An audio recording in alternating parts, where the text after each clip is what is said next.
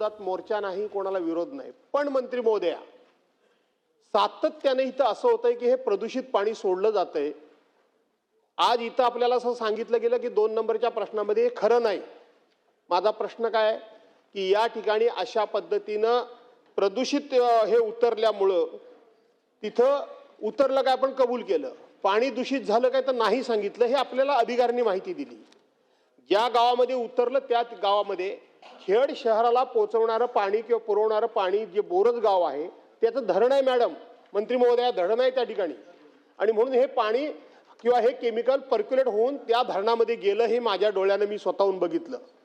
5 वर्षापूर्वी भर उन्हाळ्यामध्ये अशाच पद्धतीने हे केमिकल सोडलं, आम्हाला संपूर्ण धरण खाली करावं लागलं आणि लोकांना पाणी त्या सीझनला टँकरने द्यावं लागलं।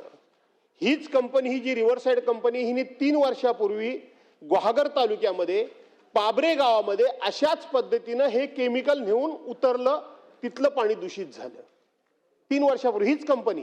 आणि म्हणून आपल्याला जे अधिकाऱ्यांनी सांगितलेली माहिती खरी न मानता मी सांगतो सभागृहाचा सदस्य म्हणून की हे पाणी दूषित झालेलं आहे। या संदर्भामध्ये आता पाऊस आहे म्हणून त्याचा काय फार परिणाम होणार नाही, पण दूषित झालेलं आहे आणि म्हणून ही वारंवार कंपनी अशा पद्धतीनं जे केमिकल टाकते त्याच्यावर आपण कारवाई करणार का, कायमचं बंद करून? कारण आपण त्यांचं काय करतो, डिपॉझिट फॉरफिट करतो, त्यांनी काहीच होत नाही। ते 5,000 10,000 रुपये फक्त डिपॉझिट असतं, ते पुन्हा भरतात आणि विषय संपवून टाकतात।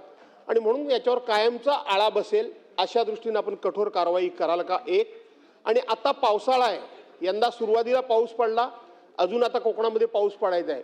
पाऊस पडला की त्या सीईटीपी मधून एवढं पाणी खाली खाडीमध्ये सोडतात, प्रचंड प्रमाणामध्ये मासे मरतात।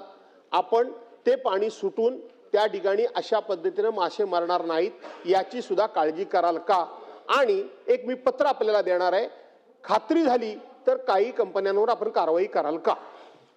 निश्चितच अध्यक्ष महोदय, सन्माननीय सदस्य सभागृहात एखादा विषय जेव्हा मांडतात तो विषय सत्य समजून त्याच्यावर कारवाई करणं हे सरकारचं कर्तव्य आहे। आपण हा विषय अत्यंत महत्त्वाचा उपस्थित केला। जसं मी मागच्या वेळी सभागृहामध्ये सांगितलं होतं की आपण एकदा वॉर्निंग देऊ, कारण उद्योगावर अनेक लोकांच्या चुली चालत असतात आणि वॉर्निंग देऊनही जर ते ऐकले नाही तर त्यांच्यावर कारवाई करू।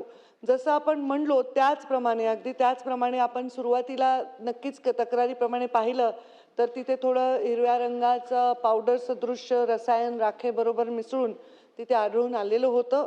त्यांना आम्ही त्या संदर्भामध्ये नोटीसही दिली होती।